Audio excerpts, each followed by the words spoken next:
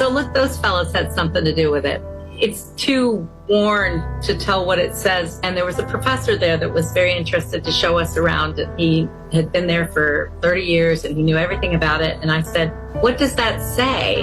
Because it wasn't regular letters. They looked sort of like regular letters. This is blurry, so you can't really see it. But I almost, if I blur my eyes, I almost see the word in the second line down. I don't know if you see it, but it almost looks like it says Mason. Do you see that? Not very well. But you do see the Masonic symbol, right? Yes, I do. Which I thought was interesting. I find that all the time. We also found that up at Sewanee. Didn't take a picture of it for whatever reason. But the guy, he's looking at it, he's staring at it. The guy's worked there for 30 years. He's staring at the sign to try and figure out what it said. I mean, it doesn't make any sense. Okay, so this building really caught my attention when we first got here. So there seems to be these secret societies that I consider part of the reset. They were involved in the actual reset of these places.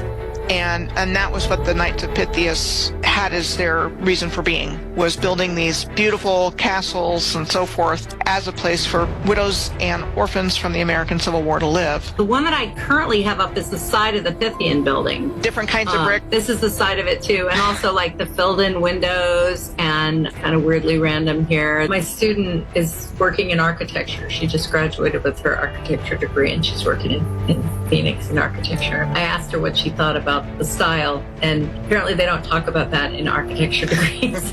She goes, well, so far, she was just about to graduate, and she said, so far we've just done math. And I was like, oh, okay. Our history is nothing like what we've been taught, so it had some kind of advanced heating capability that we can't even imagine. We were taken back so far from the technology that we were at that they just had to use whatever was available. We needed wood because we weren't smart enough to figure out stone, because if we knew what they knew, why would you go for wood when you could do brick and stone?